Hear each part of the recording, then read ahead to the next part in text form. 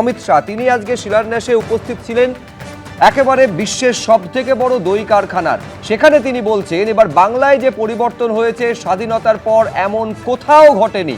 গোটা দেশকে পথ দেখাতো একটা সময় পশ্চিমবঙ্গ। এতদিন পশ্চিমবঙ্গে তৃণমূলের ক্রিমিনাল সরকার রাজ চলেছে। সোনার বাংলার স্বপ্ন শেষ করে দিয়েছিল এই তৃণমূল। ফের সোনার বাংলা গড়বে বিজেপি সরকার। আর কি বলেছেন দেখুন। बंगाल लंबे समय से विदेशी विचारों से प्रभावित कम्युनिस्ट सरकार के शासन में रहा। उनसे मुक्त हो गए तो विचारधारा विहीन, भ्रष्ट और करप्ट और क्रिमिनल तृणमूल कांग्रेस की सरकार की चुंगाल से फंसे और देखते देखते देखते हमारा सोनार बांग्ला का कल्पना, जिसका स्वप्न कवि गुरु टैगोर ने देखा था, वो नष्ट हो गया।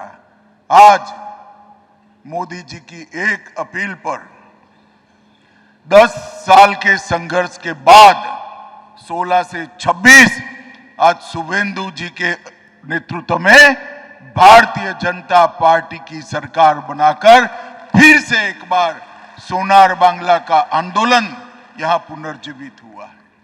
एक जमाना था मुख्यमंत्री को पत्र लिखते थे तो कहते थे हम गुजरात को घुसने नहीं देंगे। अरे भाई, ये गुजरात के लिए नहीं है, बंगाल के पशुपालकों के लिए है। इतनी समझ नहीं थी। और परिवर्तन देखिए, मैंने गाड़ी में जाते जाते शुभेंदु जी को कहा, उन्होंने 30 एकड़ भूमि निशुल्क अमूल फेडरेशन को देने का मानकर यहां 2 बड़े प्लांटों का इन्वेस्टमेंट अपने यहां ला दिया।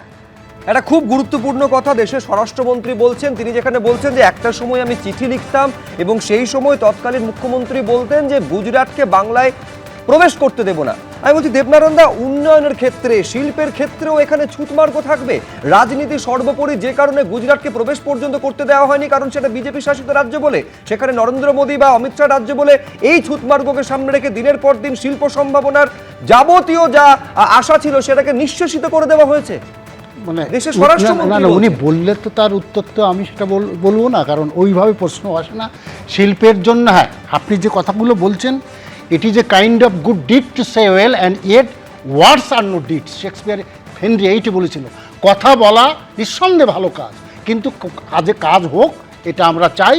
আগে কাজ হলে বলবো। তবে একটা কথা বলো, এই সরকার শিল্পে হয়নি বলে যে কথাটা বলা হচ্ছে, 2011-12-তে রাজ্যের এটা ওয়েবসাইট, একেবারে রিজার্ভ ব্যাংকের ওয়েবসাইট থেকে আমি একটু মিথ্যা বলছি।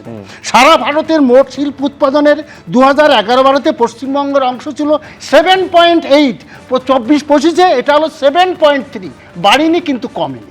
এরপরে ম্যানুফ্যাকচারিংয়ে, সারা ভারতের ম্যানুফ্যাকচারিংয়ে উৎপাদনের অংশ ছিল 4.9 2011-12-তে, 24-25-এ হলো 5.2, কমেনি।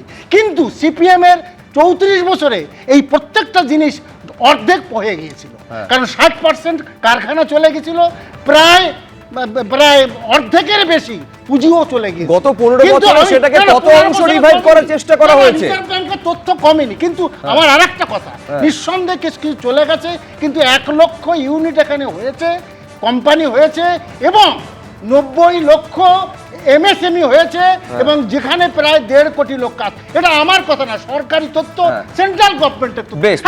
পূর্ণ হয়নি, কিন্তু এর জন্য অনেকটাই কেন্দ্র সরকার। আমি বলছি একটা সরকারি তথ্য দেবনারায়ণ সরকার দিচ্ছেন, আমি একটা সরকার যেহেতু সরকারি তথ্যই দেবেন, আমি আরেকটা সরকারি তথ্য দিই, যেটা শ্রমিক ভট্টাচার্য রাজ্যসভায় একেবারে প্রশ্ন করেছিলেন যে গত 14 বছরে কতগুলো কোম্পানি এই রাজ্য থেকে পাত্তারি গুটিয়ে দিয়েছে। সেখানে সংখ্যাটা কর্পোরেট অ্যাফেয়ার্স মিনিস্ট্রি জানিয়েছিল সেটা 6,500-এরও বেশি।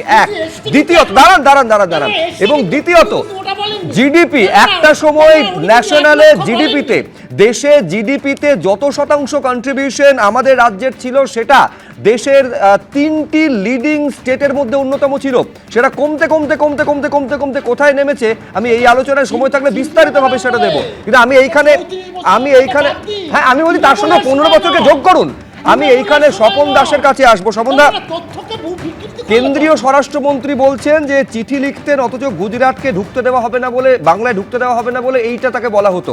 যেটা দায়িত্ব নিয়ে করা হয়েছে, একটা বিরাট শিল্প সম্ভাবনা যেটা টাটার হাত ধরে এই রাজ্যে আসতে পারতো, সেটাকে দায়িত্ব নিয়ে গুজরাটে পাঠিয়ে দেওয়া হয়েছিল, এবং তারপর বিরাট পরিবর্তন, এবং তারপর শিল্পের কি হয়েছে এ তো গত 15 বছরে সকলেই জানে। না, গুজরাটের ব্যবসাদারকে এখানে ঢুকতে দেওয়া হবে না, গুজরাটিদের এখানে ঢুকতে দেওয়া হবে না, কিন্তু এখান থেকে পরিযায়ী শ্রমিকরা গুজরাটে যাবে এবং তারা সেখানে গিয়ে কাজ করবে, এই ব্যবস্থাটা কিন্তু এই রাজ্যের সরকার করেছিল। আমার দেবনানন্দার কথা আমার খুব ভালো লাগছিল যে 1.5 কোটি এমএসএমইতে কাজ পেয়েছে, সেন্ট্রাল গভর্নমেন্ট 1.5 কোটি এমএসএমইতে কাজ পেয়েছে, শিল্পে জোয়ার এসছে, আইটি জোয়ার বলিনি সেক্টর তো। ইত্যাদি জোয়ার বলিনি, মোটামুটি কমেনি, বাড়া উচিত ছিল কিন্তু কমেনি। কোনো কিছু তো কমেনি। দেবনানন্দা আপনি বললেন, প্লিজ প্লিজ, আপনি বললেন, আপনি আনইন্টারাপ্টেড বলছেন। আপনি আমার হয়ে সব বললেন, আমি বলবো না, প্লিজ কন্টিনিউ। তাহলে আমাকে বলতে দিন। আমি একবারও দেবনারায়ণদাকে আপনাকে- থামালাম। স্বপনদা, যদি পশ্চিমবাংলায় এত উন্নয়নের জোয়ার থাকতো, এত কিছু থাকতো, তো 40 লক্ষ পরিযায়ী শ্রমিক পশ্চিমবাংলার বাইরে গিয়ে কাজ করতো না।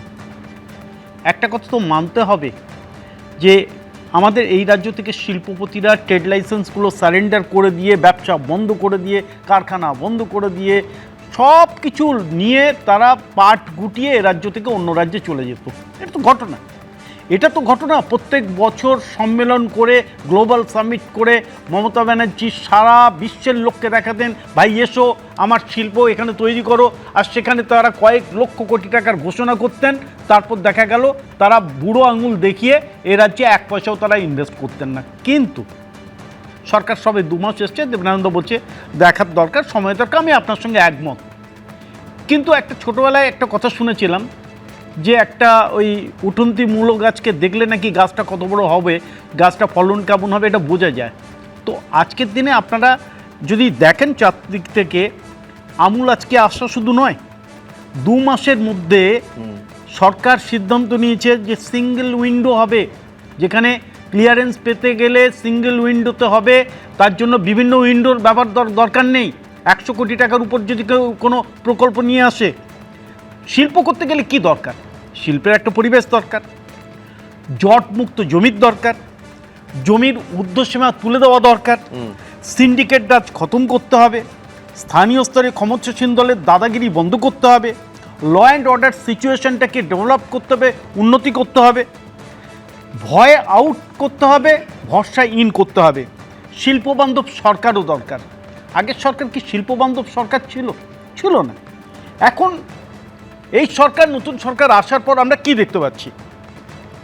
Adani hospital plus medical college, যেখানে ডাক্তার তৈরি হবে, তার জন্য তারা ইনভেস্ট করছে নিউ টাউনে। পিয়ারলেস জেএসডব্লিউর সঙ্গে একসঙ্গে গাঁট ছড়া বেঁধে তারা নতুন হসপিটাল তৈরি করার তারা প্রকল্প আনছে। একদম লাক্স 600 কোটি টাকা ইনভেস্ট করছে, শ্যাম স্টিল 15,000 কোটি টাকা ইনভেস্ট করছে, এশিয়ান ডেভেলপমেন্ট ব্যাংক আর কোরিয়ার এক্সিম ব্যাংক তারা মিলে ইন্ডাস্ট্রিয়াল করিডোর বা লজিস্টিক পার্কে হাবের জন্য 5,000 কোটি টাকা ইনভেস্ট করছে, আইটিসি এক্সপেনশন করছে। আপনি তালিকা দিচ্ছেন, আপনি তার সঙ্গে সংযোজন করছি যে কমার্স 1 লক্ষ কোটি টাকার ইনভেস্টমেন্টের পরিকল্পনা করেছে, ইনভেস্টমেন্ট করছে বা প্রস্তাব রয়েছে, মৌসাক্ষরিত হয়েছে, 8টা বিজিবিএসে আমরা বহুবার শুনেছি, কিন্তু বাস্তবে তার প্রতিফলন সেইটা কতটা দেখা যাচ্ছে? না এটা 2 মাসের মধ্যে একেবারে নিঃসন্দেহে সময় দেওয়াটা প্রয়োজন, এইটা আপনার সঙ্গে আমি সম্পূর্ণ একমত। এবিপি আনন্দ, এগিয়ে থাকে, এগিয়ে রাখে।